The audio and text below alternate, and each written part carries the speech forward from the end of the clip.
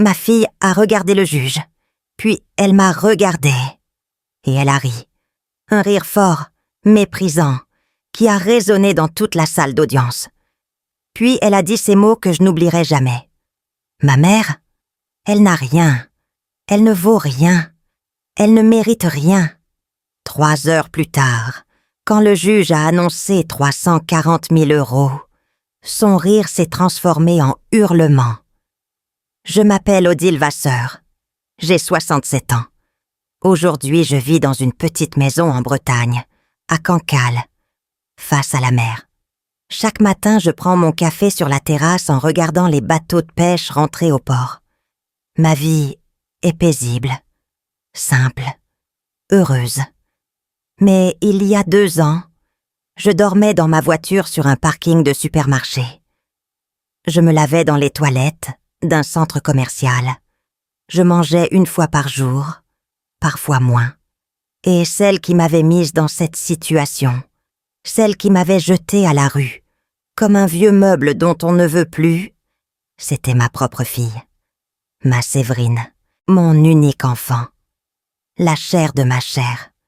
Pour comprendre comment j'en suis arrivée là, il faut que je vous raconte mon histoire depuis le début. Il faut que je vous parle de ma vie d'avant, de celle que j'avais construite pierre par pierre, avec mon mari Fernand pendant plus de 40 ans. Fernand était tailleur. Moi, j'étais couturière. Nous nous sommes rencontrés en 1978, dans un atelier de confection à Nantes. J'avais 20 ans, il en avait 23. Il était grand, les épaules larges, avec des mains énormes qui pourtant maniaient l'aiguille, avec une délicatesse extraordinaire. La première fois qu'il m'a parlé, c'était pour me dire que j'avais fait un point de travers sur un ourlet. J'étais furieuse. Mais il avait raison, et il m'a montré comment le corriger avec une patience infinie. C'est comme ça que tout a commencé, par un point de travers et une leçon de couture. Nous nous sommes mariés 2 ans plus tard, en 1980. Une cérémonie simple, à la mairie du quartier, avec nos parents et quelques amis. Ma robe, je l'avais cousue moi-même. Fernand avait fait son costume. Nous n'avions presque pas d'argent, mais nous avions des rêves. Nous voulions ouvrir notre propre atelier. Nous voulions créer quelque chose ensemble. Et c'est ce que nous avons fait. Pendant 10 ans, nous avons économisé chaque centime. Nous vivions dans un petit appartement de 2 pièces. Nous ne partions jamais en vacances. Nous travaillions 6 jours sur 7, parfois 7. Et en 1990, nous avons enfin ouvert notre atelier, Vasseur Couture. Un petit local dans le centre de Nantes, avec une vitrine donnant sur la rue. Je me souviens encore du jour de l'ouverture. Fernand avait accroché l'enseigne lui-même. Quand il est redescendu de l'échelle, il m'a prise dans ses bras et il m'a dit « On a réussi, Odile. On a réussi. » Séverine est née en 1982, 2 ans après notre mariage. Un accouchement difficile, 18 heures de travail. Mais quand je l'ai tenue dans mes bras pour la première fois, j'ai su que ma vie avait trouvé son sens. Elle était si petite, si fragile, avec ses yeux fermés et ses petits poings serrés. Fernand pleurait. Je ne l'avais jamais vu pleurer avant ce jour-là. Il a posé sa grande main sur la tête minuscule de notre fille et il a murmuré « Je te protégerai toujours. Nous te protégerons toujours. » Nous avons tenu cette promesse. Pendant des années, nous avons tout donné à Séverine. Tout notre amour, tout notre temps, tout notre argent. Elle a eu les meilleures écoles, les meilleurs vêtements, les meilleures vacances. Quand les autres enfants portaient des habits achetés en grande surface, Séverine portait des robes que je cousais moi-même, avec les plus beaux tissus de notre atelier. Chaque anniversaire, je lui faisais une nouvelle tenue. Chaque Noël, Fernand lui fabriquait un jouet en bois de ses propres mains. Nous n'étions pas riches, mais notre fille ne manquait de rien. L'atelier marchait bien, pas extraordinairement, mais suffisamment pour vivre correctement. Nous avions nos clients fidèles, des gens du quartier qui venaient faire retoucher leurs vêtements ou commander des pièces sur mesure. Fernand s'occupait des costumes pour hommes, moi des robes et des tailleurs pour femmes. Nous travaillions côte à côte, du matin au soir, et le soir nous rentrions ensemble dans notre petit appartement où Séverine nous attendait. C'était une vie simple, mais c'était notre vie, et j'étais heureuse. Séverine a grandi, elle est devenue une adolescente, puis une jeune femme. Elle était belle, ma fille. Elle avait les yeux noirs de son père, et mes cheveux châtains. Elle était intelligente aussi, brillante même. Elle a eu son baccalauréat avec mention, puis elle est partie faire des études de commerce à Paris. Nous étions si fiers. Notre fille, à Paris, dans une grande école. Fernand et moi, nous n'avions même pas le baccalauréat. Nous avions travaillé toute notre vie avec nos mains. Et voilà que notre fille allait devenir quelqu'un d'important. Quelqu'un qui travaillerait dans un bureau, qui porterait des tailleurs et des talons hauts, qui gagnerait de l'argent sans se casser le dos. Nous avons payé ses études. Toutes ses études, son appartement à Paris, ses livres, ses vêtements, ses sorties. Nous n'avons jamais compté. C'était notre fille. C'était notre devoir. Pendant que je raconte tout cela, je me demande d'où vous m'écoutez. Écrivez le nom de votre ville en commentaire. J'aimerais savoir qui est là, qui m'écoute, qui partage peut-être une histoire semblable à la mienne. C'est à Paris que Séverine a rencontré Quentin. Elle avait 24 ans, lui 28. Il travaillait dans l'immobilier, il était ambitieux, charmeur, toujours bien habillé. La première fois qu'elle nous l'a présenté, c'était un dimanche de printemps. Ils sont venus déjeuner à Nantes. J'avais préparé un rôti de bœuf, le plat préféré de Séverine, depuis qu'elle était enfant. Quentin est entré dans notre appartement, il a regardé autour de lui, et j'ai vu quelque chose dans ses yeux. Pas du mépris exactement, mais quelque chose qui y ressemblait. Une sorte de condescendance. Comme s'il pensait que notre appartement était trop petit, nos meubles trop vieux, notre vie trop modeste. Fernand l'a remarqué aussi. Le soir, après leur départ, il m'a dit « Je ne l'aime pas, ce garçon. Il a les yeux froids. » Mais Séverine l'aimait. Et moi, j'aimais Séverine. Alors j'ai fait taire mes doutes. Ils se sont mariés 2 ans plus tard. Un grand mariage, dans un château près de Paris. 200 invités, un orchestre, des fleurs partout. Fernand et moi, nous avons payé la moitié. L'autre moitié, c'étaient les parents de Quentin, des gens riches qui nous regardaient à peine. Pendant la cérémonie, j'ai pleuré. Je croyais que c'était des larmes de joie. Aujourd'hui, je me demande si ce n'était pas des larmes de pressentiment. Fernand est mort en 2012, une crise cardiaque, un matin de novembre, dans notre atelier. Il était en train de coudre un bouton sur une veste quand son cœur s'est arrêté. Je l'ai trouvé 1 heure plus tard, assis à sa table de travail, la veste encore dans les mains. Il avait l'air paisible, comme s'il s'était simplement endormi. J'ai hurlé. J'ai hurlé si fort que les voisins ont appelé la police. Et puis je me suis effondrée. Mon Fernand, mon amour, mon partenaire de 40 ans, parti sans un mot, sans un au revoir, sans un dernier baiser. Séverine est venue pour l'enterrement. Elle est restée 3 jours, puis elle est repartie à Paris. Elle avait son travail, sa vie, son mari. Je comprenais. J'acceptais. Je suis restée seule dans notre appartement, entourée de fantômes. Chaque coin de chaque pièce me rappelait Fernand. son fauteuil près de la fenêtre, sa tasse préférée dans le placard. Son odeur sur les oreillers.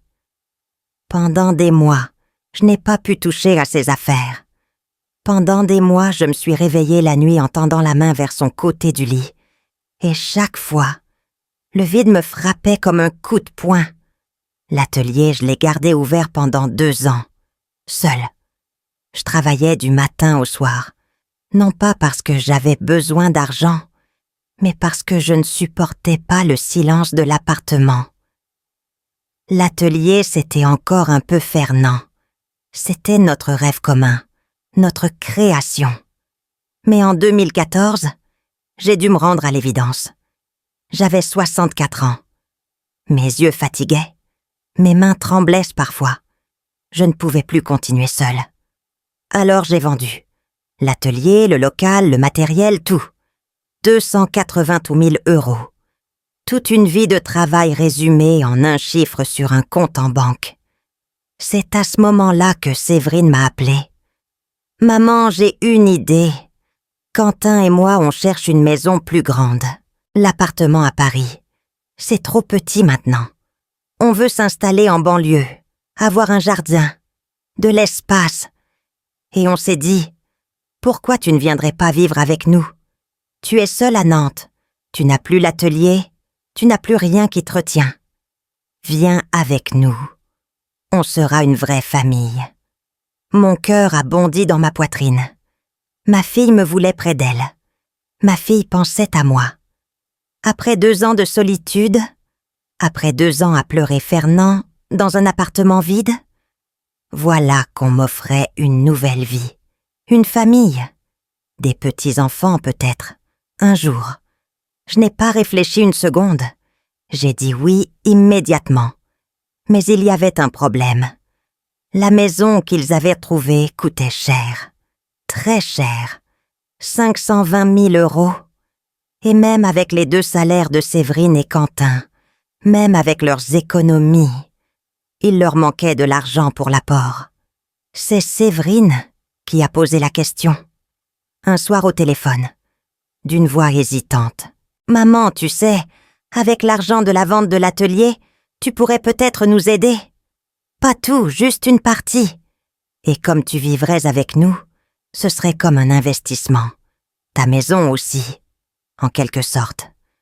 J'aurais dû me méfier. J'aurais dû poser des questions. J'aurais dû demander des garanties, un contrat, quelque chose de légal. Mais c'était ma fille, ma Séverine, celle que j'avais portée 9 mois, celle que j'avais allaitée, celle dont j'avais soigné les genoux écorchés et séché les larmes. Comment aurais-je pu me méfier de mon propre enfant? Alors j'ai donné les 280 000 €. Tout, toutes mes économies, toute une vie de travail. J'ai signé un papier chez le notaire, un acte de donation. Le notaire m'a demandé si j'étais sûre. Il m'a expliqué qu'une donation c'était définitif, que l'argent ne m'appartiendrait plus. J'ai souri et j'ai dit « Bien sûr que je suis sûre. C'est ma fille. » Séverine était là ce jour-là, dans le bureau du notaire. Elle m'a pris la main, elle m'a embrassée sur la joue et elle a dit « Merci maman. Tu ne le regretteras jamais. Je te le promets. Tu auras ta chambre chez nous, la plus belle chambre, celle qui donne sur le jardin. Tu seras chez toi, pour toujours, pour toujours. » Ces mots résonnent encore dans ma tête aujourd'hui. Pour toujours, c'était un mensonge. J'ai vendu mon appartement de Nantes. J'ai fait mes cartons. J'ai emballé les affaires de Fernand, ses outils, ses patrons, son mouchoir brodé qu'il gardait toujours dans sa poche. Ce mouchoir, je l'ai gardé pour moi. Je l'ai mis dans ma valise, contre mon cœur, et je suis partie rejoindre ma fille. La maison était belle, je dois l'admettre. Une grande bâtisse en pierre, dans une banlieue chic à l'ouest de Paris. 4 chambres, un jardin avec des arbres fruitiers, une terrasse où l'on pouvait prendre le petit déjeuner au soleil. Ma chambre était au premier étage, avec une vue sur le jardin, exactement comme Séverine l'avait promis. J'ai défait mes valises, j'ai accroché les photos de Fernand sur les murs, j'ai posé son mouchoir sur ma table de nuit. Et j'ai pensé, voilà, c'est ma nouvelle vie. Je vais être heureuse ici. Les premiers mois ont été merveilleux. Séverine et moi nous cuisinions ensemble le dimanche. Quentin était poli, distant mais correct. Je m'occupais du jardin, je plantais des fleurs, des légumes. Je me sentais utile. Je me sentais aimée. Le soir, nous dînions tous les trois. Et parfois, Séverine me racontait sa journée de travail, ses collègues, ses projets. C'était comme retrouver la petite fille que j'avais élevée. Ma Séverine. Ma douce Séverine. Mais peu à peu, les choses ont changé. Je ne saurais pas dire exactement quand ça a commencé. C'était subtil au début, presque imperceptible. Un regard agacé quand je posais une question. Un soupir quand j'entrais dans une pièce. Des conversations qui s'arrêtaient brusquement quand j'apparaissais. Quentin surtout. Il me regardait parfois avec une expression que je ne comprenais pas. Comme si j'étais un meuble encombrant, un obstacle dans sa maison. Puis les remarques ont commencé. « Maman, tu ne pourrais pas faire moins de bruit le matin ?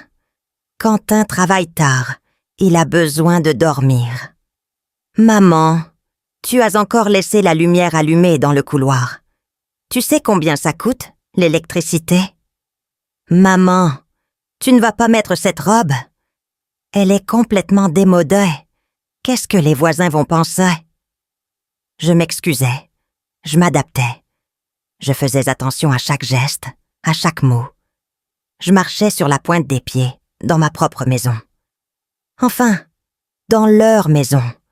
Parce que c'est ce que j'ai commencé à comprendre. Ce n'était pas ma maison, c'était la leur. Et moi, j'étais une invitée. Une invitée qu'on tolérait de moins en moins. Au bout de 2 ans, Séverine a arrêté de m'embrasser le matin.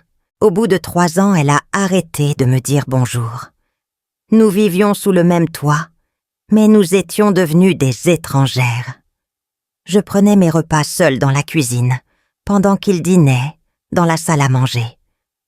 Je regardais la télévision dans ma chambre pendant qu'ils recevaient des amis au salon. Quand leurs amis venaient, d'ailleurs, Séverine ne me présentait jamais. Elle ne parlait jamais de moi. C'était comme si je n'existais pas. Un soir, j'ai entendu une conversation. Ils étaient dans le salon. Ils pensaient que j'étais couchée. Mais j'étais descendue pour boire un verre d'eau. Et je me suis arrêtée dans le couloir en entendant mon nom. C'était Quentin qui parlait. « Ta mère, ça ne peut plus durer. Elle est là depuis 5 ans. 5 ans qu'elle squatte chez nous, qu'elle mange notre nourriture, qu'elle utilise notre électricité. Et elle ne paie rien. Rien du tout. Tu te rends compte ? » La voix de Séverine, hésitante. Elle a donné l'argent pour la maison quand même. Oui, il y a 5 ans. Mais depuis, qu'est-ce qu'elle a fait ? Elle jardine. Elle regarde la télé. Elle prend de la place. J'en ai marre, Séverine. J'en ai vraiment marre. Je suis remontée dans ma chambre sans faire de bruit. Je me suis assise sur mon lit, le cœur battant. J'ai pris le mouchoir de Fernand et je l'ai serré contre ma poitrine. Je squattais. C'est le mot qu'il avait utilisé. Squatte. Comme une intruse. Comme une voleuse. Moi qui avais donné 280 000 €. Moi qui avais tout sacrifié pour être près de ma fille.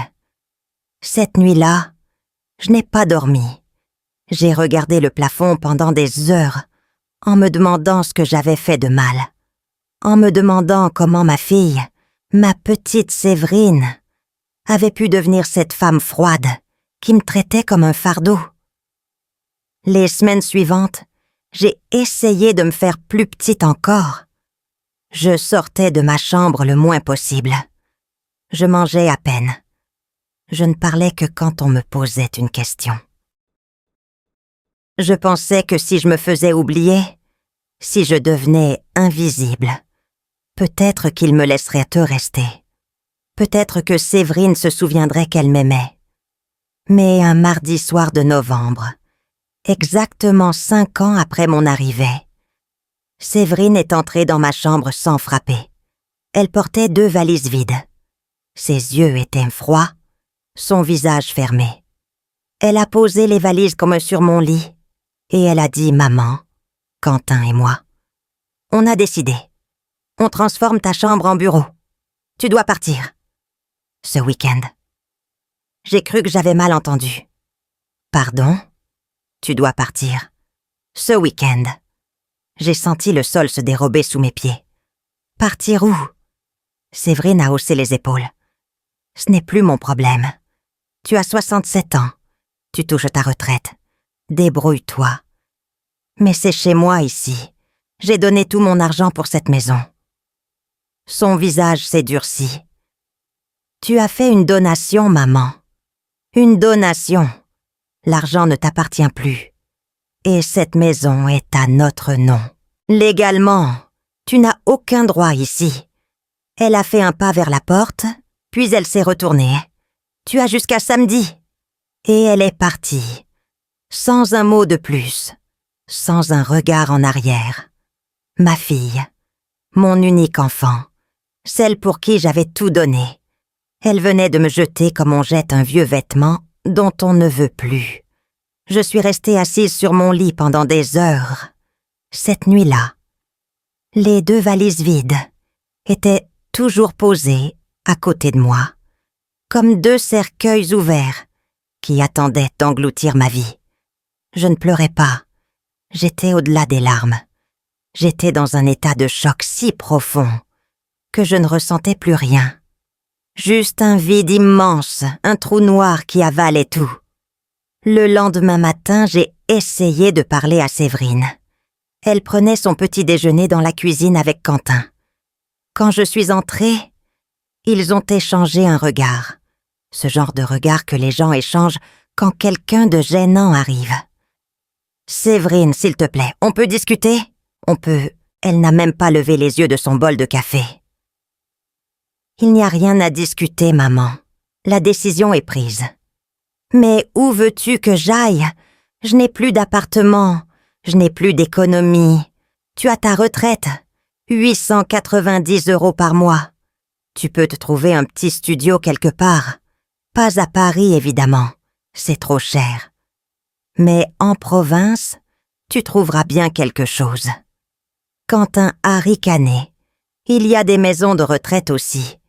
C'est fait pour ça. » J'ai senti quelque chose se briser en moi. Une maison de retraite. Voilà ce que j'étais devenue pour eux. Une vieille femme bonne pour l'hospice. Moi qui avais travaillé toute ma vie. Moi qui avais élevé cette fille ingrate. Moi qui avais donné tout ce que j'avais. Séverine s'est levée. Elle a posé sa tasse dans l'évier et elle s'est tournée vers moi. « Samedi, maman, je ne te le répéterai pas. » Puis elle est partie travailler. Quentin l'a suivie sans me regarder. Et je suis restée seule dans cette cuisine, qui avait été la mienne pendant 5 ans, entourée de meubles que j'avais aidé à choisir, dans cette maison que j'avais payée avec mes économies. J'ai passé les 2 jours suivants à chercher une solution. J'ai appelé des agences immobilières pour demander les prix des studios. À Paris, c'était impossible. Même en banlieue lointaine, les loyers dépassaient largement ce que ma retraite pouvait couvrir. J'ai appelé la mairie pour demander s'il existait des logements sociaux. On m'a répondu que la liste d'attente était de 3 ans minimum. J'ai appelé des foyers pour personnes âgées. Complet. Tout était complet. Le vendredi soir, la veille de mon expulsion, j'ai frappé à la porte de la chambre de Séverine. Elle a ouvert, l'air agacé. « Quoi encore? Séverine, je n'ai trouvé nulle part où aller. S'il te plaît, laisse-moi encore 1 mois. » Juste 1 mois, le temps que je trouve une solution. Elle a soupiré. « Maman, arrête ton cinéma. » Tu as toujours été dramatique. Tu trouveras bien quelque chose. Les gens se débrouillent toujours.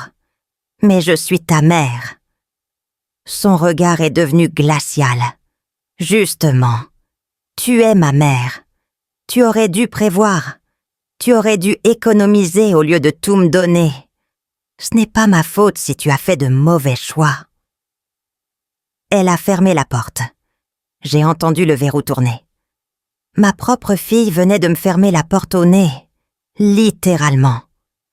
Le samedi matin, j'ai fait mes valises. Je n'avais pas grand-chose. Quelques vêtements, quelques photos, le mouchoir de Fernand. J'ai laissé derrière moi les meubles que j'avais apportés de Nantes. Les souvenirs de 40 ans de mariage. Je n'avais nulle part où les mettre de toute façon. Séverine et Quentin n'étaient pas là quand je suis partie. Ils avaient prévu une sortie ce week-end-là, chez des amis à la campagne. Ils ne voulaient pas être présents pour mon départ. Peut-être par lâcheté, peut-être par indifférence. Je ne sais pas ce qui est pire. J'ai tiré mes 2 valises jusqu'à l'arrêt de bus. Il faisait froid ce matin-là. Un froid humide de novembre qui vous entre dans les os. J'ai attendu le bus pendant 20 minutes, debout sur le trottoir, regardant cette maison où j'avais vécu 5 ans. Cette maison que j'avais payée. Cette maison dont on me chassait. Ma première nuit, je l'ai passée chez Marguerite, une ancienne voisine de Nantes, qui avait déménagé en région parisienne quelques années plus tôt. Je l'avais appelée en désespoir de cause, et elle avait accepté de m'héberger. « C'est temporaire », m'avait-elle dit. « Juste quelques jours, le temps que tu te retournes. » Marguerite avait un petit appartement, 2 pièces, dans une résidence pour seniors. Elle m'a installée sur son canapé-lit. C'était inconfortable, mais c'était un toit. Je lui ai tout raconté. Séverine, l'argent, l'expulsion. Elle m'a écoutée sans m'interrompre, puis elle a secoué la tête. « Ta fille est un monstre, Odile. »« Un monstre !» Je n'ai pas répondu, parce que malgré tout, malgré ce qu'elle m'avait fait, je n'arrivais pas à penser à Séverine comme à un monstre. C'était ma fille, mon bébé. Comment aurais-je pu la haïr? J'ai passé 1 semaine chez Marguerite, 1 semaine à dormir sur un canapé trop dur, à chercher des solutions qui n'existaient pas. J'ai appelé Séverine 3 fois. La première fois, elle a décroché et m'a dit qu'elle était occupée. La 2e fois, elle n'a pas répondu. La 3e fois, j'ai eu un message automatique. Le numéro que vous avez composé n'est plus attribué. Elle avait changé de numéro. Ma fixe avait changé de numéro pour ne plus avoir à me parler. Au bout d'1 semaine, Marguerite m'a annoncé qu'elle devait partir chez sa fille à Bordeaux pour 1 mois. Sa fille attendait un bébé. Elle allait l'aider pour l'accouchement. Je comprends. Ai-je dit, ne t'inquiète pas pour moi. Mais je m'inquiète, Odile. Où vas-tu aller? Je trouverai quelque chose. Je ne voulais pas qu'elle voie ma peur. Je ne voulais pas qu'elle sache que je n'avais absolument aucune idée de ce que j'allais devenir. Le jour où Marguerite est partie, j'ai pris mes valises et je suis allée à la gare. Je ne savais pas où aller. J'ai regardé le tableau des départs pendant longtemps. Paris, Lyon, Marseille, Nantes, Nantes, ma ville. La ville où j'avais vécu 40 ans avec Fernand. La ville où j'avais élevé Séverine. Peut-être que là-bas, je trouverais de l'aide. Peut-être que quelqu'un se souviendrait de moi. J'ai acheté un billet avec le peu d'argent qui me restait. Et je suis montée dans le train. À Nantes, j'ai erré dans les rues pendant des heures. Tout avait changé. L'atelier où Fernand et moi avions travaillé était devenu un magasin de téléphones portables. Notre ancien immeuble avait été rénové. Je ne reconnaissais plus la façade. Les gens que j'avais connus avaient déménagé. Ou étaient-ils morts? Ou m'avaient oublié? J'étais une étrangère dans ma propre ville. Le premier soir, j'ai dormi dans un foyer d'urgence. Un grand dortoir avec des lits superposés, des femmes de tous âges, certaines qui parlaient toutes seules, d'autres qui pleuraient dans leur sommeil. On m'a donné un matelas, une couverture, un repas chaud, soupe aux légumes et pain rassis. J'ai mangé sans goûter. J'ai dormi sans rêver. Le foyer, on ne pouvait y rester que 3 nuits. Après, il fallait partir, laisser la place aux autres. Il y avait tellement de femmes dans le besoin, tellement de détresse. Je n'étais qu'une parmi des centaines. Au bout de 3 jours, je me suis retrouvée à nouveau dans la rue, mes 2 valises à la main. C'est là que j'ai pensé à ma voiture. Ma vieille Renault Clio que j'avais gardée, garée dans un parking longue durée près de la gare. Je l'avais laissée là quand j'étais partie vivre chez Séverine, pensant que je n'en aurais plus besoin. Mais je n'avais jamais eu le courage de la vendre. C'était la voiture de Fernand, celle qu'il conduisait pour aller chercher les tissus chez les fournisseurs. Celle dans laquelle nous partions en vacances en Bretagne chaque été. Vendre cette voiture serait tâté comme vendre un morceau de lui. J'ai récupéré la Clio au parking. Elle a démarré du premier coup, comme si elle m'attendait. J'ai posé mes valises sur la banquette arrière et j'ai conduit jusqu'à un supermarché en périphérie de la ville. Un grand carrefour, avec un parking immense, ouvert 24 heures sur 24. Je me suis garée dans un coin, loin des lumières, loin des regards. Et cette nuit-là, j'ai dormi dans ma voiture pour la première fois. Avez-vous déjà dormi dans une voiture? C'est impossible de trouver une position confortable. Le siège est trop court, trop étroit. Le froid s'infiltre par toutes les fissures. Les bruits de la nuit vous réveillent sans cesse. Les phares des autres voitures, les pas des gens, les sirènes au loin. Et surtout, il y a la peur. La peur qu'on vous voit. La peur qu'on appelle la police. La peur qu'on vous agresse. J'avais 67 ans et je dormais sur un parking comme une sans-abri. Parce que c'est ce que j'étais devenue. Une sans-abri. Les jours ont passé. Puis les semaines. J'ai développé une routine. Le matin, je me réveillais à 6 heures, avant que le parking ne se remplisse. J'allais aux toilettes du supermarché pour me laver. Un lavage de fortune, avec du papier toilette humide et du savon liquide des distributeurs. Je me brossais les dents au-dessus du lavabo, en espérant que personne n'entre. Puis je retournais à ma voiture et j'attendais. J'attendais que les heures passent. Je lisais des journaux abandonnés. Je regardais les gens faire leurs courses, vivre leur vie normale. Et je me demandais comment j'en étais arrivée là. Ma retraite arrivait le 5 de chaque mois. 890 €. Cela peut sembler suffisant. Mais quand on n'a pas de logement, quand on doit tout payer au prix fort, cela ne dure pas longtemps. L'essence pour la voiture, parce que je devais la déplacer régulièrement pour ne pas attirer l'attention. La nourriture, que j'achetais au supermarché, des choses simples, du pain, du fromage, des fruits. Parfois un café chaud au distributeur, juste pour sentir quelque chose de chaud entre mes mains. L'assurance de la voiture, qu'il fallait continuer à payer. Le téléphone, pour garder un lien avec le monde. À la fin du mois, il ne restait presque rien. J'ai maigri. Beaucoup. Mes vêtements flottaient sur moi. Mes cheveux sont devenus ternes, cassants. Je n'avais plus la force de les coiffer correctement. Je voyais mon reflet parfois, dans les vitres du supermarché, et je ne me reconnaissais pas. Cette vieille femme fatiguée, voûtée, aux yeux éteints, ce n'était pas moi. Ce n'était pas Odile Vasseur, la couturière de Nantes, l'épouse de Fernand, la mère de Séverine. C'était quelqu'un d'autre, quelqu'un que la vie avait brisé. Une nuit de décembre, il a fait -8 degrés. J'ai laissé le moteur tourner pendant des heures pour avoir un peu de chauffage. Mais l'essence s'épuisait trop vite. J'ai fini par l'éteindre et me recroqueviller sous toutes les couvertures ce que j'avais. Le mouchoir de Fernand serré contre ma poitrine. Je tremblais si fort que mes dents claquaient.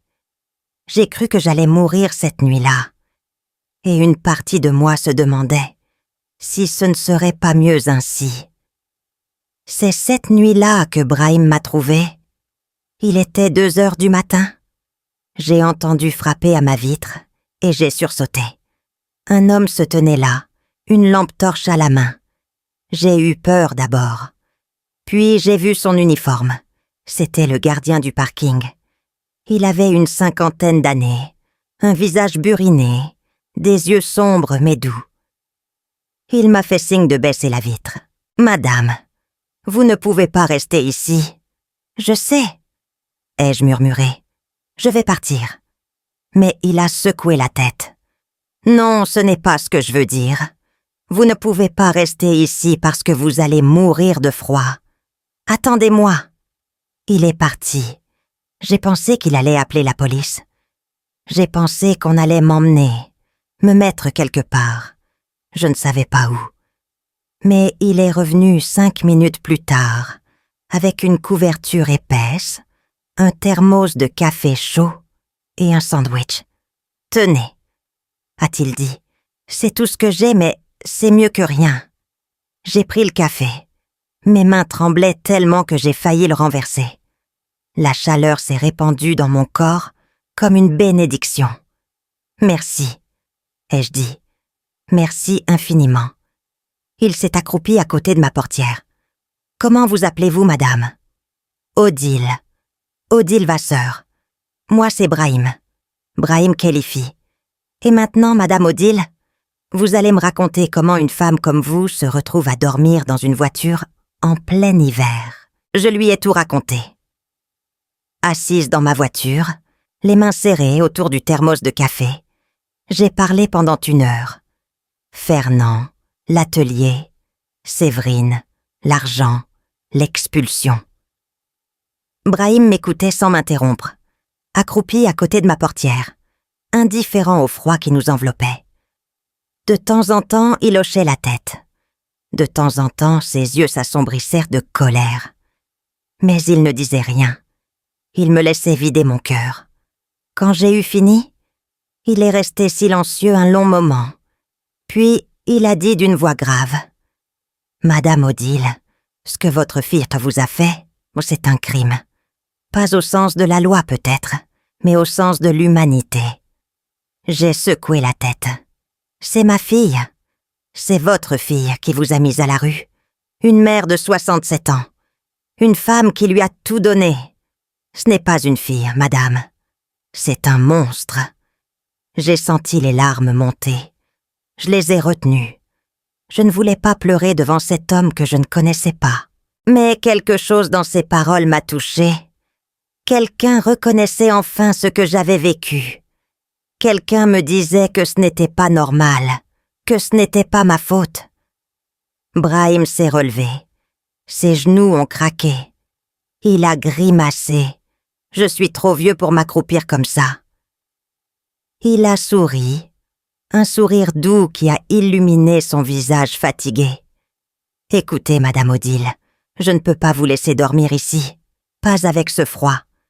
Ma femme et moi, nous avons un petit appartement pas loin d'ici. Ce n'est pas grand-chose, mais c'est chaud. Vous pouvez venir passer la nuit chez nous. » « Non, je ne peux pas. Vous ne me connaissez même pas. Je vous connais maintenant. Et je sais que vous êtes quelqu'un de bien. Alors venez. Ma femme Fatima va vous faire un thé à la menthe qui réchauffe l'âme. » J'ai hésité. Toute ma vie, on m'avait appris à me méfier des inconnus. Mais cet homme venait de me donner plus de gentillesse en 1 heure que ma propre fille en 5 ans. Alors j'ai accepté. J'ai suivi sa voiture jusqu'à un petit immeuble dans un quartier populaire de Nantes. L'appartement était modeste, 2 pièces au 3e étage sans ascenseur. Mais il était propre, chaleureux, vivant. Des tapis colorés couvraient le sol. Des photos de famille ornaient hors les murs. Une odeur d'épices flottait dans l'air. Fatima m'a accueillie comme si j'étais une invitée d'honneur. C'était une femme ronde, aux yeux rieurs, avec un foulard fleuri sur la tête et un tablier autour de la taille. Elle m'a fait asseoir sur le canapé, m'a enveloppée dans une couverture et m'a servi un thé brûlant, accompagné de petits gâteaux au miel. Elle ne m'a posé aucune question. Elle m'a juste dit « Bienvenue chez nous, madame. Reposez-vous. » Cette nuit-là, j'ai dormi dans un vrai lit pour la première fois depuis des semaines. Un lit avec des draps propres, une couverture épaisse, un oreiller moelleux. J'ai dormi 12 heures d'affilée, sans cauchemar, sans me réveiller. Quand j'ai ouvert les yeux le lendemain matin, j'ai mis quelques secondes à me rappeler où j'étais. Puis tout m'est revenu. La voiture, le froid, Brahim, et j'ai pleuré. Des larmes de soulagement, de gratitude, d'épuisement. J'ai pleuré jusqu'à ce qu'il ne reste plus rien. Je suis restée 3 jours chez Brahim et Fatima. 3 jours pendant lesquels j'ai mangé à ma faim, dormi au chaud, repris des forces. Fatima me gavait de couscous, de tagine, de pâtisseries orientales. Elle disait que j'étais trop maigre, que je ressemblais à un oiseau tombé du nid. Brahim, lui, passait des heures à discuter avec moi. Il me racontait son histoire. Arrivé d'Algérie à 20 ans, il avait travaillé sur les chantiers, dans les usines, dans les entrepôts. Des métiers durs, mal payés.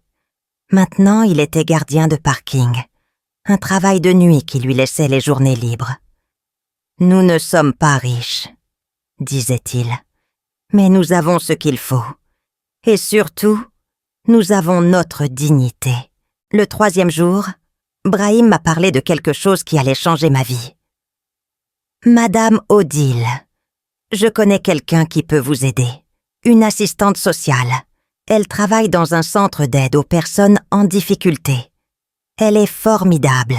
Elle a aidé beaucoup de gens comme vous. Des gens qui ont tout perdu. Des gens qui ne savent plus où aller. Je peux vous emmener la voir si vous voulez. » J'ai accepté. Qu'avais-je à perdre ? Le centre social était situé dans un ancien bâtiment industriel reconverti. Des murs de briques, de grandes fenêtres, une ambiance à la fois austère et chaleureuse. L'assistante sociale s'appelait Nathalie Berthelot. C'était une femme d'une 40aine d'années, les cheveux courts, le regard vif, une énergie qui contrastait avec mon épuisement. Elle m'a fait asseoir dans son bureau, m'a offert un café et m'a écouté raconter mon histoire pour la 2e fois. Quand j'ai eu fini, elle a pris des notes pendant quelques minutes, puis elle a levé les yeux vers moi.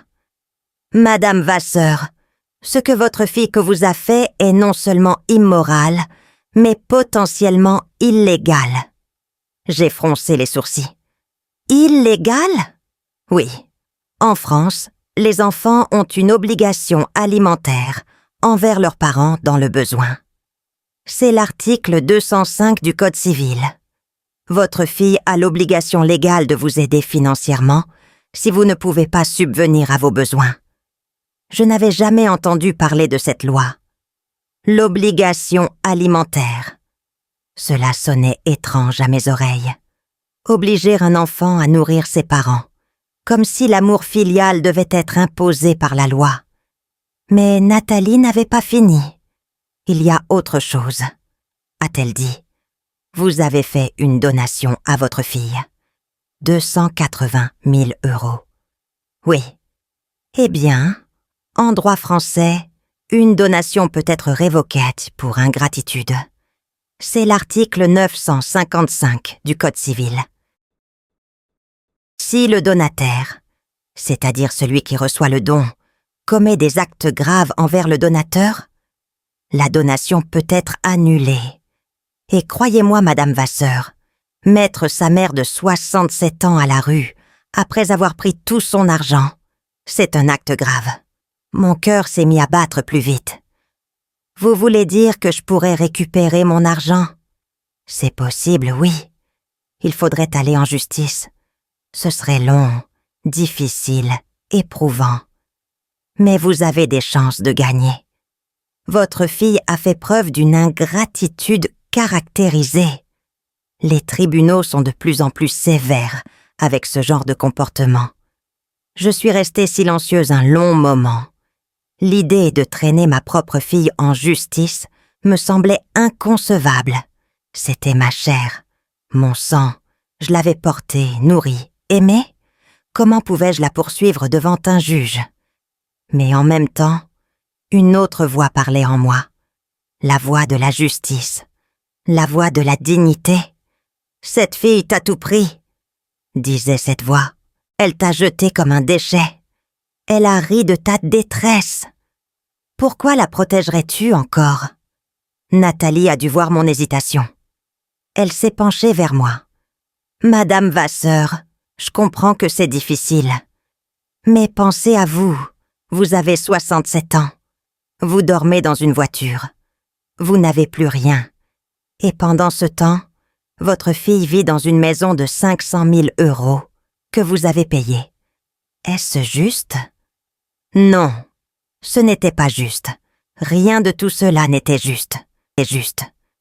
Ce soir-là, de retour chez Brahim et Fatima, je n'ai pas dormi. Je suis restée assise dans le salon, le mouchoir de Fernand dans les mains, à réfléchir. Je pensais à ma vie, à tout ce que j'avais donné, à tout ce qu'on m'avait pris. Je pensais à Séverine enfant, cette petite fille qui me serrait dans ses bras en disant « Je t'aime, maman ». Où était passé cet enfant? Quand était-elle devenue ce monstre froid et calculateur? J'ai sorti de mon sac une vieille photographie. Séverine à 6 ans, dans une robe que j'avais cousue moi-même. Un tissu bleu avec des fleurs blanches. Elle souriait de toutes ses dents. Ses yeux brillaient de joie. Au dos de la photo, elle avait écrit de sa petite écriture maladroite. « Pour maman, je t'aime pour toujours ». J'ai regardé cette photo longtemps, puis j'ai fait quelque chose que je n'aurais jamais cru possible. J'ai retourné la photo. J'ai pris un stylo et j'ai écrit en dessous de ces mots. Pour toujours, c'était un mensonge. Ce geste m'a libérée. Comme si en écrivant ces mots, j'acceptais enfin la réalité. Ma fille ne m'aimait plus. Peut-être ne m'avait-elle jamais aimée. Peut-être n'avais-je été pour elle qu'une source d'argent, une servante pratique, un meuble dont on se débarrasse quand il devient encombrant. Et si c'était le cas, alors je n'avais plus aucune raison de la protéger, plus aucune raison de me sacrifier pour elle. Il était temps de me battre. Pour moi, pour ma dignité, pour tout ce que j'avais perdu. Le lendemain matin, j'ai appelé Nathalie Berthelot. « Je veux le faire », ai-je dit. « Je veux aller en justice. » Elle a marqué une pause. « Vous êtes manche sortie, Madame Vasseur? Ce sera difficile. Long. Éprouvant. Je sais. Mais je suis prête. » Elle a ri doucement. Un rire d'admiration. « Très bien. Je connais une avocate spécialisée dans ce genre d'affaires. Maître Hortense Guilloux. Elle défend les personnes âgées victimes d'exploitation familiale. Elle est redoutable. Exactement ce qu'il vous faut. » J'ai raccroché. Mes mains tremblaient, mais ce n'était plus de peur. C'était d'excitation. Pour la première fois depuis des mois, j'avais un but, une direction, une raison de me lever le matin. J'allais me battre et j'allais gagner. Maître Hortense Guilloux m'a reçu dans son cabinet une semaine plus tard. C'était un bureau sobre mais élégant, au 3e étage d'un immeuble haussmannien, près du palais de justice de Nantes. Des étagères couvertes de livres de droit, un bureau en bois massif, des diplômes encadrés sur les murs. Et derrière ce bureau, une femme qui m'a immédiatement inspiré confiance. Elle avait 58 ans, les cheveux gris coupés courts, des lunettes rectangulaires, un regard perçant qui semblait voir à travers les gens. Elle portait un tailleur noir strict, sans bijoux, sans fioritures. Une femme qui n'avait pas besoin d'artifice pour imposer le respect. « Asseyez-vous, Madame Vasseur », a-t-elle dit en me désignant un fauteuil. « Nathalie Berthelot m'a parlé de votre situation, mais j'aimerais entendre votre version directement. Prenez votre temps, racontez-moi tout depuis le début. J'ai raconté mon histoire pour la 3e fois. Chaque fois que je la racontais, elle me semblait plus irréelle, comme si je parlais de quelqu'un d'autre, d'une autre femme qui avait vécu ces horreurs. Maître Guilloux prenait des notes, posait des questions précises, demandait des détails. Avez-vous gardé des documents? Des preuves de la donation? Des messages de votre fille? J'avais quelques papiers. L'acte de donation signé chez le notaire. Quelques relevés bancaires. Et mon téléphone, avec les messages de Séverine. Ces fameux messages où elle me disait de me débrouiller, d'arrêter mon cinéma. Quand j'ai eu fini, Maître Guilloux a posé son stylo. Elle m'a regardé longuement, puis elle a dit d'une voix calme mais ferme. « Madame Vasseur, ce que votre fille vous a fait s'appelle de l'ingratitude caractérisée. » En droit français, c'est l'un des 3 motifs qui permettent de révoquer une donation. Les 2 autres sont l'inexécution des charges et l'attentat à la vie du donateur. Dans votre cas, nous sommes clairement dans l'ingratitude.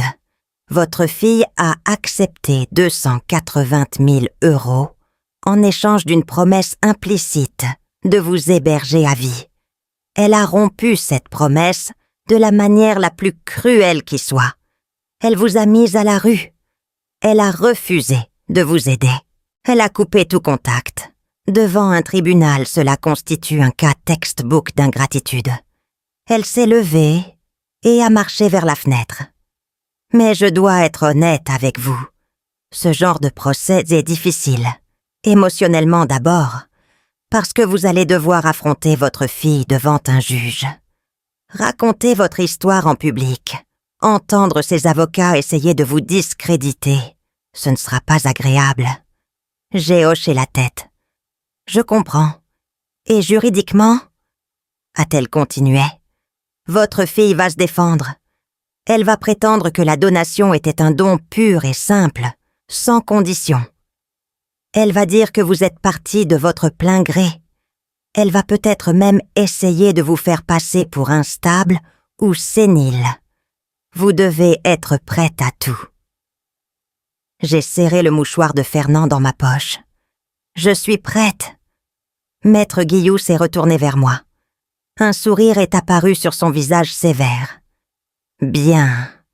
Alors nous allons nous battre et nous allons gagner. Les semaines suivantes ont été un tourbillon de préparation. Maître Guilloux a constitué un dossier solide. Elle a retrouvé le notaire qui avait enregistré la donation et lui a demandé de témoigner. Elle a rassemblé tous les documents prouvant ma situation financière, avant et après la donation. Elle a fait expertiser mes relevés bancaires pour montrer que je n'avais plus rien. Et surtout, elle a préparé ma déposition. Chaque mot, chaque phrase, chaque silence. Pendant ce temps, Nathalie Berthelot m'avait trouvé une place dans un foyer pour femmes en difficulté. Ce n'était pas luxueux, une chambre partagée avec 2 autres femmes, des repas à la cantine, des règles strictes. Mais c'était un toit, c'était chaud, c'était digne. Et pour la première fois depuis longtemps, je me sentais entourée. Les autres femmes du foyer avaient leurs propres histoires, leurs propres tragédies. Certaines avaient fui des maris violents. D'autres avaient perdu leur emploi, leur logement, leur famille. Nous étions toutes des naufragées, échouées sur la même île. Et cette solidarité silencieuse me donnait la force de continuer. 1 mois après notre première rencontre, Maître Guilloux m'a appelée avec une nouvelle importante. Madame Vasseur, nous avons envoyé l'assignation à votre fille. Elle a été officiellement informée de la procédure. Le procès aura lieu dans 4 mois. J'ai senti mon cœur s'accélérer. Comment a-t-elle réagi? Il y a eu un silence. Pas bien. Son avocat nous a contactés immédiatement. Ils veulent négocier un arrangement à l'amiable. Ils proposent de vous verser 50 000 € pour que vous abandonniez les poursuites. J'ai failli éclater de rire. 50 000 €, alors que je leur avais donné 280 000. Ils se moquaient de moi. Non, ai-je dit, pas de négociation. Je veux aller au procès. Je veux que tout le monde sache ce qu'elle m'a fait. Maître Guillou a ri doucement. C'est exactement ce que je leur ai répondu. 2 jours plus tard, mon téléphone a sonné. Un numéro que je ne connaissais pas. J'ai décroché par réflexe et j'ai entendu la voix de Séverine. Maman. Mon sang s'est glacé. Je n'avais pas entendu cette voix depuis des mois, pas depuis le jour où elle m'avait dit de me débrouiller. Maman, c'est moi. Il faut qu'on parle. Je n'ai rien dit. J'étais paralysée. Je ne savais pas si je devais raccrocher ou écouter. Je sais que tu es en colère. A-t-elle continué? Je comprends. Mais ce procès, c'est une erreur. Une terrible erreur. Tu vas te ridiculiser devant tout le monde. Les gens vont penser que tu es folle, que tu veux de l'argent, que tu es une mère toxique. C'est vraiment ce que tu veux? J'ai enfin retrouvé ma voix. Ce que je veux, Séverine, c'est la justice. Tu m'as pris tout ce que j'avais. Tu m'as jeté à la rue. Tu as changé de numéro pour ne plus me parler. Et maintenant tu m'appelles parce que tu as peur? Parce que tu sais que tu vas perdre? Je ne vais pas perdre. A-t-elle sifflé? Tu n'as aucune preuve. C'est ta parole contre la mienne. Et qui va croire une vieille femme aigrie, qui veut de l'argent à sa propre fille? J'ai senti la colère monter en moi. Une colère froide, contrôlée. Le tribunal décidera, ai-je dit. On verra bien qui il croit. Et j'ai raccroché. Cette nuit-là, je n'ai pas dormi. Les mots de Séverine tournaient dans ma tête. Une vieille femme aigrie. Une mère toxique.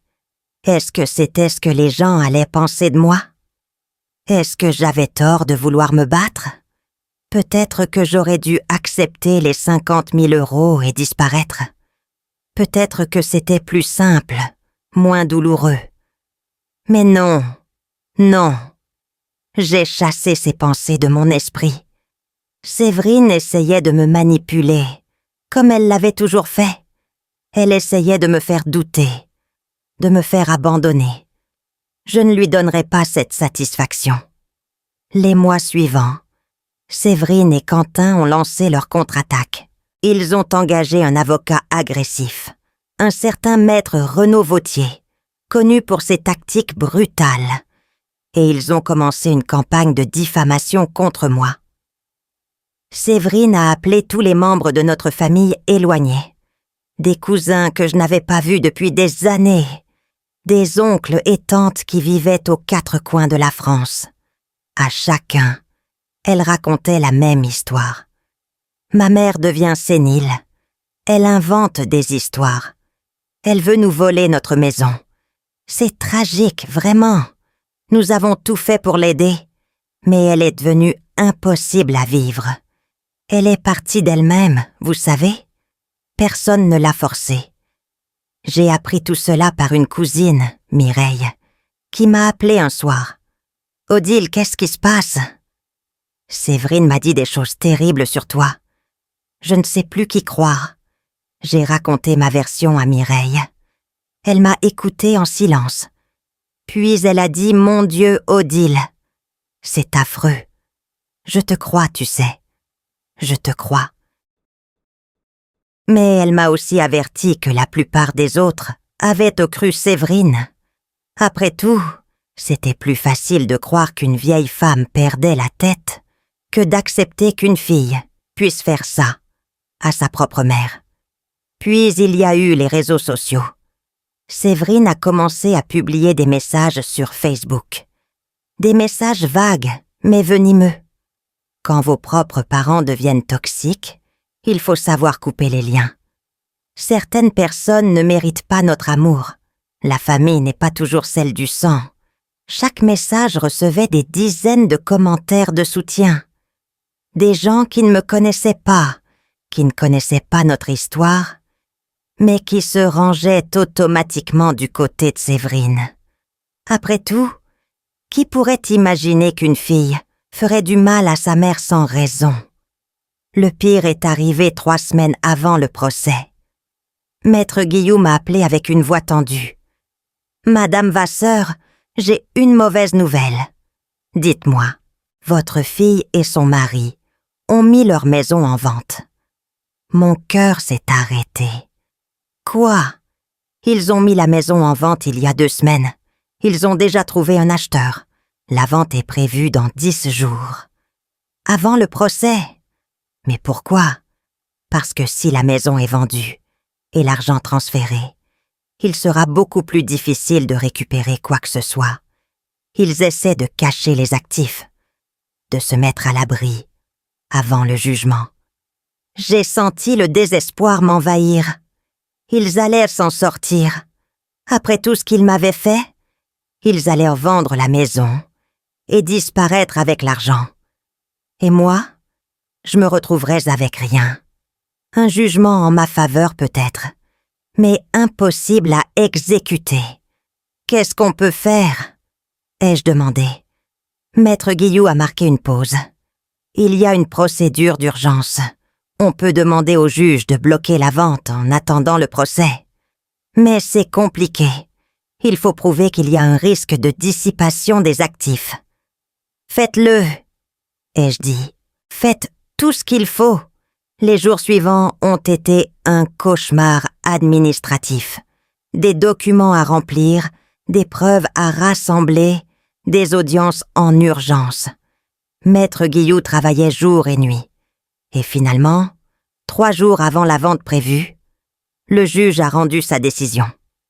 Vente bloquée. En attendant le procès, la maison ne pouvait pas être vendue. J'ai pleuré de soulagement quand Maître Guillaume m'a annoncé la nouvelle. « Nous avons gagné cette bataille », a-t-elle dit. « Mais la guerre n'est pas finie.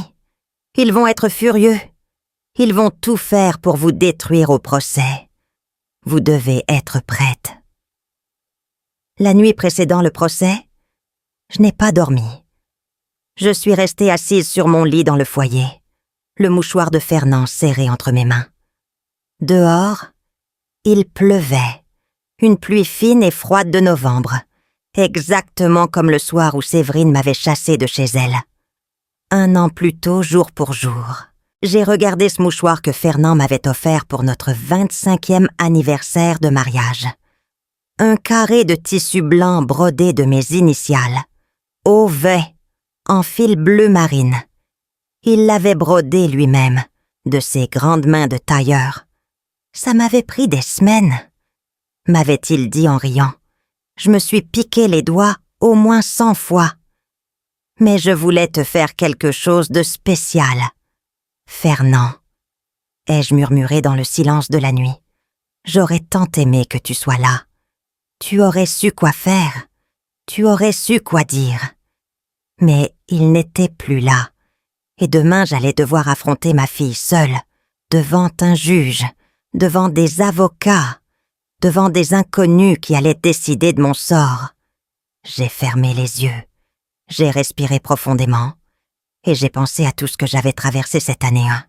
La rue, le froid, la faim, la honte, mais aussi Brahim et sa gentillesse, Fatima et son thé à la menthe, Nathalie et son aide précieuse, Maître Guillou et sa détermination. Tous ces gens qui m'avaient tendu la main quand ma propre fille m'avait tourné le dos. J'ai rouvert les yeux et j'ai su que j'étais prête. Prête à me battre, prête à raconter mon histoire, prête à regarder Séverine dans les yeux et à lui montrer qu'elle ne m'avait pas brisée, qu'elle ne me briserait jamais. Je me demande encore si j'ai fait le bon choix. Et vous, qu'auriez-vous fait à ma place?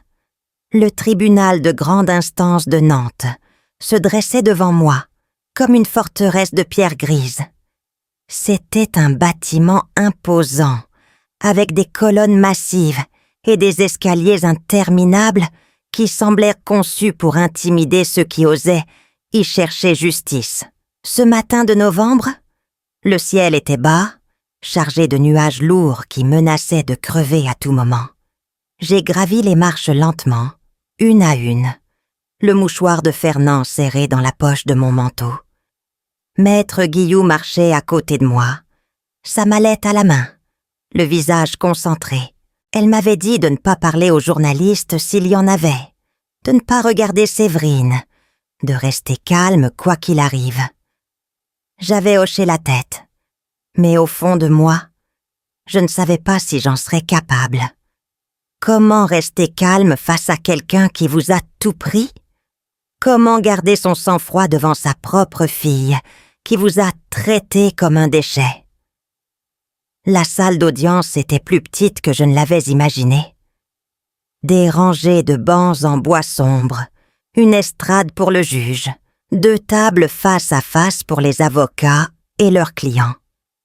Il y avait une 30aine de personnes dans le public, des curieux pour la plupart, des gens qui venaient y voir le spectacle d'une mère contre sa fille. J'ai reconnu Brahim au fond de la salle, assis à côté de Fatima. Il m'a fait un petit signe de la main, discret mais encourageant. Nathalie Berthelot était là aussi, quelques rangs plus loin. Ces visages familiers m'ont donné du courage. Je n'étais pas seule. Puis je les ai vus. Séverine et Quentin étaient déjà installés à leur table, de l'autre côté de l'allée. Séverine portait un tailleur beige impeccable. Ses cheveux étaient coiffés avec soin, son maquillage parfait. Elle ressemblait à une femme d'affaires respectable, pas à quelqu'un qui avait jeté sa mère à la rue. Quentin était à côté d'elle, en costume sombre, l'air arrogant comme toujours. Leur avocat, Maître Vautier, feuilletait des documents avec une nonchalance étudiée. Séverine ne m'a pas regardée quand je suis entrée. Elle fixait un point devant elle, le menton levé, comme si ma présence était insignifiante. J'ai senti quelque chose se serrer dans ma poitrine. Ma fille, mon enfant, celle que j'avais portée, aimée, protégée. Elle était là, à quelques mètres de moi, et elle refusait même de croiser mon regard. Le juge est entré, une femme d'une 60aine d'années, au visage sévère mais juste. Madame Sylviane Morel, présidente du tribunal. Tout le monde s'est levé, puis rassis. Le silence est tombé sur la salle. L'affaire Vasseur contre Vasseur-Lemercier est appelée, a annoncé le greffier. Révocation de donation pour ingratitude. Et le procès a commencé. Maître Guilloux a pris la parole en premier. Elle a exposé les faits avec une clarté implacable. La donation de 280 000 €. La promesse d'hébergement à vie. Les 5 années pendant lesquelles j'avais vécu chez Séverine et Quentin. Puis l'expulsion brutale. La rue. Le froid. La misère. Elle a lu les messages de Séverine à voix haute. « Débrouille-toi, arrête ton cinéma, ce n'est plus mon problème. » Chaque mot résonnait dans la salle comme un coup de marteau. J'ai vu des gens dans le public secouer la tête avec dégoût. Même le juge a froncé les sourcils. Puis ça a été au tour de Maître Vautier. Il s'est levé avec un sourire confiant, presque suffisant. « Madame le juge, nous sommes ici face à un cas classique de manipulation parentale. Ma cliente, Madame Séverine Lemercier, a accueilli sa mère chez elle par générosité pure. Pendant 5 ans, elle l'a nourrie, logée, blanchie. Et comment sa mère la remercie-t-elle? En la traînant devant les tribunaux pour récupérer de l'argent. J'ai senti la colère monter en moi, mais je suis restée immobile. Maître Guilloux m'avait prévenu. Ils allaient essayer de me faire sortir de mes gonds. Je ne leur donnerai pas cette satisfaction. Maître Vautier a continué. La vérité, Madame le juge, c'est que Madame Odile Vasseur est une femme difficile, autoritaire, envahissante. Ma cliente a tout fait pour l'aider, mais c'était impossible de vivre avec elle. Alors oui, elle lui a demandé de partir. Ce n'était pas une expulsion, c'était une séparation nécessaire pour préserver la paix familiale. Le juge s'est tourné vers moi. « Madame Vasseur, souhaitez-vous répondre ?» Je me suis levée. Mes jambes tremblaient légèrement, mais ma voix était ferme. « Madame le juge, j'ai donné à ma fille tout ce que j'avais. 280 000 €. L'argent de 40 ans de travail avec mon mari. Je l'ai fait parce qu'elle m'avait promis un toit, une place dans sa maison, une place dans sa vie. Et pendant 5 ans, j'ai vécu chez elle en essayant de me faire la plus petite possible. Je ne demandais rien, je ne me plaignais jamais. Et un soir, elle est entrée dans ma chambre, avec 2 valises vides, et elle m'a dit de partir. En 3 jours, sans rien. J'ai 67 ans, Madame le juge. J'ai dormi dans ma voiture pendant des semaines, sur un parking de supermarché, en plein hiver. Ma propre fille savait que j'étais à la rue, et elle a changé de numéro de téléphone pour ne plus entendre parler de moi. Un murmure a parcouru la salle. Le juge a fait signe au silence. C'est alors que Séverine a fait quelque chose que je n'oublierai jamais.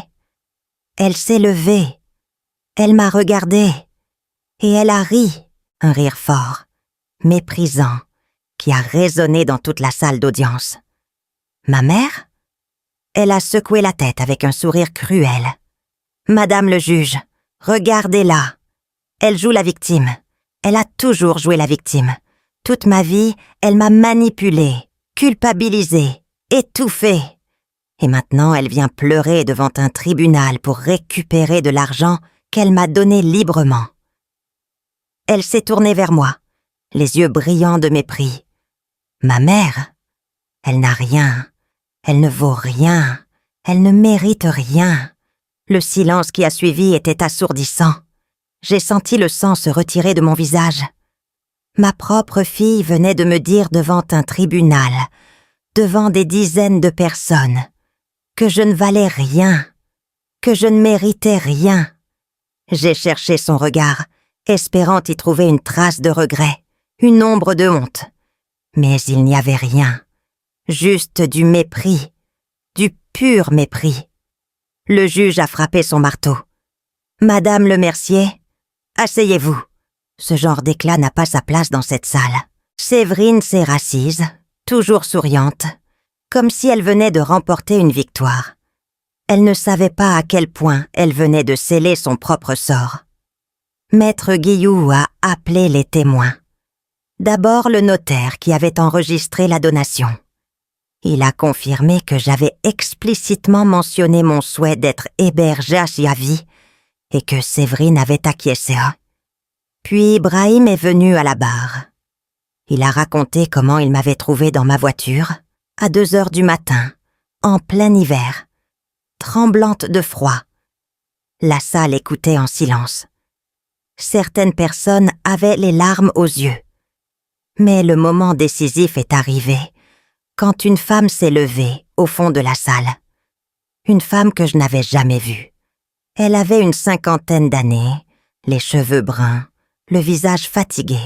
« Madame le juge !» a-t-elle dit d'une voix forte. « Je demande la permission de témoigner. » Le juge a froncé les sourcils. « Qui êtes-vous ? » ?»« Je m'appelle Corinne Lemercier. Je suis la sœur de Quentin. » Un murmure a parcouru la salle. Séverine et Quentin se sont retournés, le visage blême.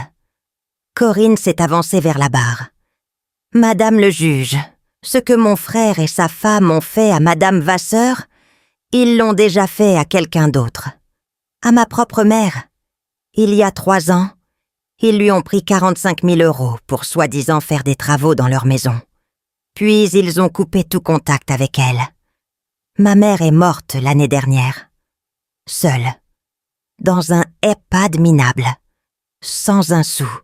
Sans personne pour lui tenir la main. Elle a regardé Quentin droit dans les yeux. Je suis venue aujourd'hui parce que je ne veux pas qu'une autre femme subisse le même sort. Quentin s'est levé d'un bond. C'est un mensonge. Cette femme est folle. Elle nous déteste depuis des années. Le juge a frappé son marteau. Monsieur, asseyez-vous immédiatement ou je vous fais expulser de cette salle. Le procès a continué pendant encore 2 heures. Mais je savais déjà que nous avions gagné. Le témoignage de Corinne avait tout changé. Il avait montré que Séverine et Quentin n'étaient pas des enfants dépassés par une mère difficile. C'étaient des prédateurs. Des gens qui exploitaient les personnes âgées de leur propre famille. Le juge s'est retiré pour délibérer. L'attente a duré 1 heure. 1 heure, pendant laquelle je suis restée assise, immobile, le mouchoir de Fernand serré dans ma main. Séverine ne riait plus. Elle était pâle, les mains crispées sur la table. Quentin murmurait furieusement à l'oreille de leur avocat. Puis le juge est revenu. Au vu des preuves présentées, a-t-elle annoncé d'une voix solennelle, le tribunal reconnaît l'ingratitude manifeste de Madame Séverine Lemercier envers sa mère, Madame Odile Vasseur. En conséquence, le tribunal ordonne la révocation totale de la donation de 280 000 €. Le tribunal accorde également des dommages et intérêts pour préjudice moral à hauteur de 40 000 €. Enfin, le tribunal ordonne le remboursement des frais juridiques de Madame Vasseur, soit 20 000 €. Total, 340 000 €. Séverine a hurlé, un cri animal déchirant. « Non, non, c'est impossible !» Elle s'est effondrée sur sa chaise, secouée de sanglots. « Maman, maman, pardonne-moi, je t'en supplie !» Mais je ne l'ai pas regardée. Je me suis levée, j'ai lissé mon manteau, et j'ai dit d'une voix calme, « Il y a 1 an, tu m'as dit que je ne valais rien. Aujourd'hui, le juge m'a donné ma valeur, 340 000 €. Puis je suis sortie de la salle, sans me retourner. 6 mois ont passé depuis ce jour au tribunal. 6 mois pendant lesquels ma vie a complètement changé, comme si quelqu'un avait tourné une page et commencé un nouveau chapitre. Avec l'argent du jugement, j'ai acheté une petite maison en Bretagne, à Cancale, un village de pêcheurs face à la mer. Ce n'est pas une grande maison, juste 4 pièces avec un jardin minuscule. Mais elle est à moi, vraiment à moi. Personne ne peut me la prendre, personne ne peut me mettre dehors. Personne ne peut me dire que je n'ai pas ma place ici. Le matin, je me lève avec le soleil et je prends mon café sur la terrasse en regardant les bateaux de pêche rentrer au port. L'air sent le sel et les algues, une odeur que j'ai appris à aimer, une odeur de liberté. L'après-midi, je me promène sur les sentiers côtiers, je ramasse des coquillages, je m'assois sur les rochers pour regarder les vagues se briser contre la côte. Le soir, je cuisine des plats simples, je lis des livres que je n'avais jamais eu le temps de lire. J'écoute de la musique que Fernand aimait. C'est une vie tranquille, modeste, mais c'est ma vie. Et pour la première fois depuis des années, je suis en paix. Séverine et Quentin ont dû vendre leur maison pour payer le jugement. Cette maison de 520 000 € que j'avais contribué à acheter, ils l'ont vendue en catastrophe, bien en dessous de sa valeur, parce qu'ils avaient besoin d'argent rapidement. Ils vivent maintenant dans un petit appartement en banlieue, 2 pièces dans une résidence sans charme. Quentin a perdu son agence immobilière quelques mois après le procès, la publicité négative de l'affaire ayant détruit sa réputation dans le milieu. Qui voudrait confier la vente de sa maison à un homme connu pour avoir mis sa belle-mère à la rue? Séverine travaille comme vendeuse dans un magasin de vêtements, elle qui rêvait de grandes carrières et de vie luxueuse. Je ne me réjouis pas de leur malheur. Ce serait indigne de moi, mais je ne peux pas non plus prétendre que la justice ne m'a pas apporté une certaine satisfaction. La vie leur a rendu ce qu'ils avaient semé, ni plus ni moins. Séverine a essayé de me contacter plusieurs fois après le procès. Des appels auxquels je n'ai pas répondu, des messages que je n'ai pas lus, des lettres que j'ai laissées fermées pendant des semaines, avant de me décider à les ouvrir. Dans sa dernière lettre, elle écrivait qu'elle comprenait maintenant ce qu'elle avait fait, qu'elle regrettait profondément, qu'elle donnerait tout pour revenir en arrière. Elle disait que perdre l'argent et la maison n'était rien comparé à la perte de sa mère, qu'elle pensait à moi tous les jours, qu'elle ne dormait plus la nuit. Elle me suppliait de lui donner une chance de se racheter, une chance de reconstruire notre relation.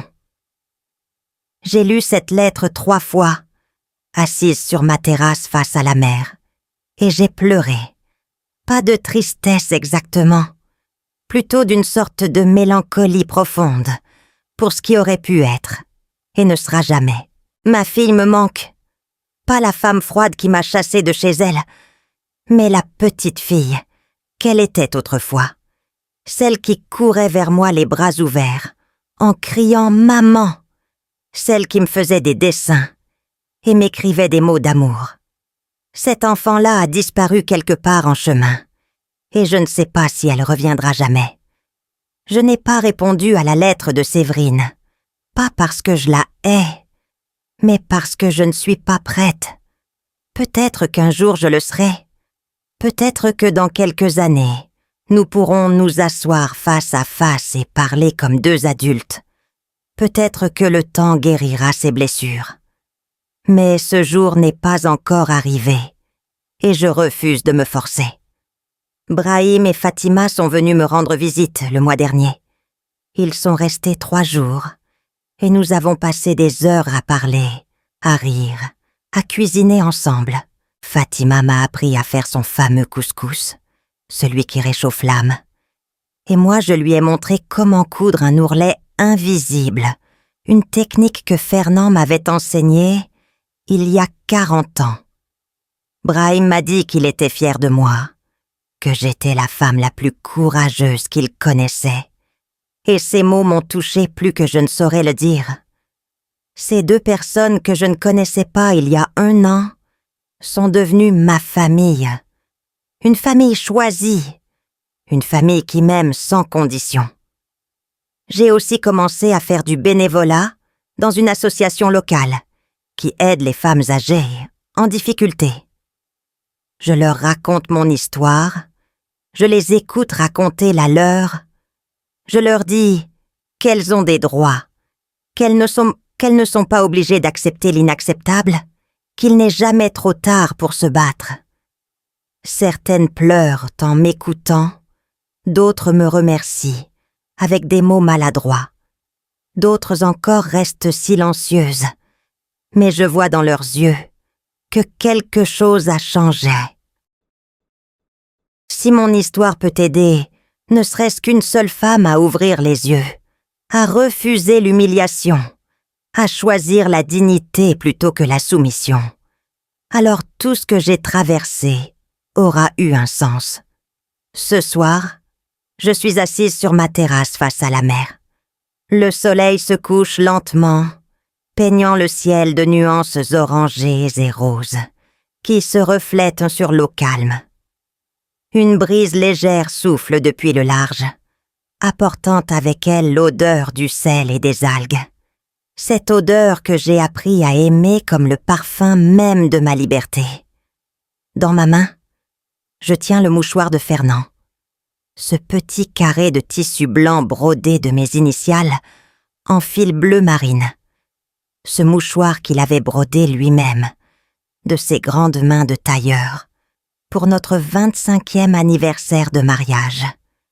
Je le porte à mes lèvres et je ferme les yeux. Fernand, mon amour. J'ai survécu. Notre fille est devenue quelqu'un que nous n'aurions jamais imaginé. Quelqu'un de dur et de froid.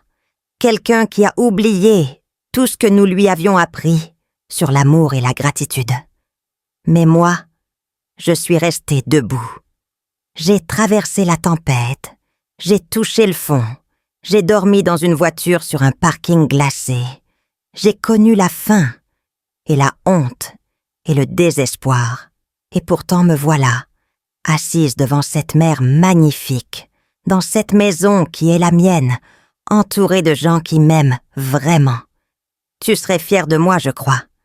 Tu serais fière de voir que ta femme n'a pas abandonné, qu'elle s'est battue, qu'elle a gagné.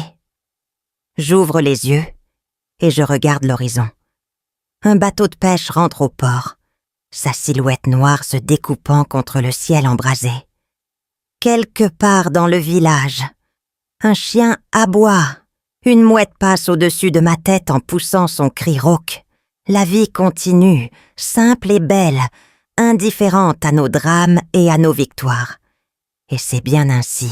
On dit qu'une mère aime toujours ses enfants, quoi qu'ils fassent, quoi qu'ils deviennent. C'est vrai.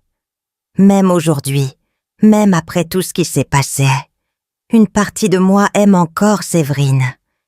Cette partie se souvient de la petite fille qui courait vers moi les bras ouverts, de l'adolescente qui me racontait ses secrets, de la jeune femme que j'accompagnais fièrement le jour de son mariage.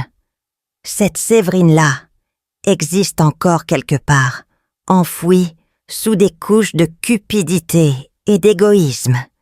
Et peut-être qu'un jour elle reviendra à la surface. Peut-être. Mais j'ai aussi appris quelque chose d'essentiel cette année, hein. Quelque chose que toutes les mères devraient savoir. L'amour maternel ne signifie pas accepter l'inacceptable. L'amour maternel ne signifie pas se laisser détruire au nom d'un lien de sang.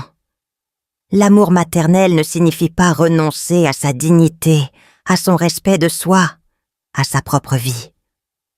On peut aimer ses enfants et refuser d'être leur victime.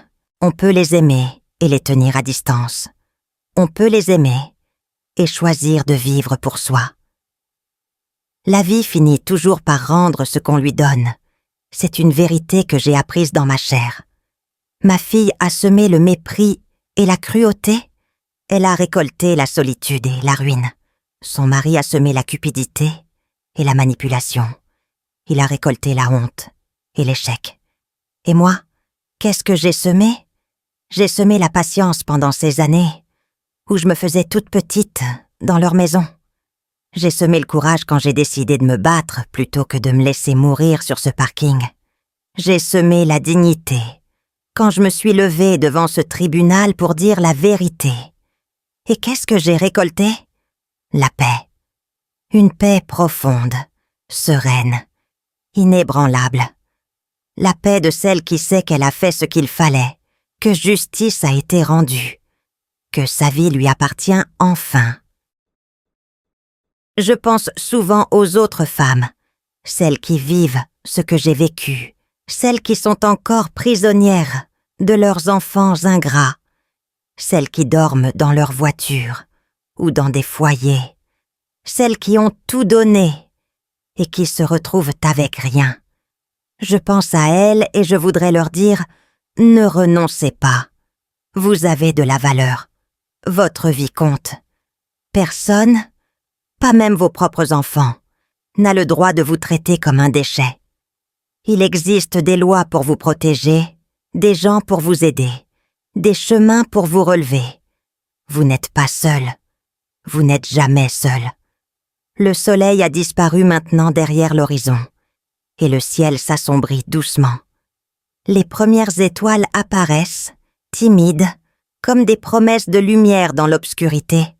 Je me lève, je rentre dans ma maison, j'allume une lampe. Sur la table de la cuisine, il y a une photo de Fernand et moi, prise le jour de l'ouverture de notre atelier. Il y a plus de 30 ans, nous sommes jeunes. nous sourions. Nous ne savons pas encore tout ce qui nous attend. Je regarde cette photo et je souris aussi. Nous avons eu une belle vie, Fernand et moi. Nous avons travaillé, nous avons aimé, nous avons construit quelque chose. Et même si notre fille a trahi tout ce que nous lui avons donné, elle ne peut pas effacer ce que nous avons été. Elle ne peut pas effacer notre amour, notre travail, notre dignité. Cela reste pour toujours. Je m'appelle Odile Vasseur. J'ai 68 ans aujourd'hui. Ma fille m'a abandonnée, humiliée, jetée à la rue. Et pourtant je suis là, debout, vivante, heureuse. Non pas malgré ce qui s'est passé, mais grâce à ce qui s'est passé. Parce que cette épreuve m'a appris quelque chose que je n'aurais jamais appris autrement. Elle m'a appris que ma valeur ne dépend pas de l'amour de ma fille. Ma valeur ne dépend pas de ce que les autres pensent de moi. Ma valeur, c'est moi qui la décide. Et j'ai décidé que je valais quelque chose. Que je méritais le respect. Que je méritais la paix. Que je méritais de vivre. Merci de m'avoir écouté jusqu'au bout. Si cette histoire a touché votre cœur, abonnez-vous et activez la cloche pour entendre d'autres femmes qui ont transformé la douleur en sagesse. Chaque jour, une femme, une leçon de vie. Partagez cette histoire avec quelqu'un que vous aimez, avec votre mère, votre grand-mère, votre sœur, votre amie. Parfois une histoire change toute une journée. Parfois une histoire sauve une vie. Que Dieu vous bénisse et à très bientôt.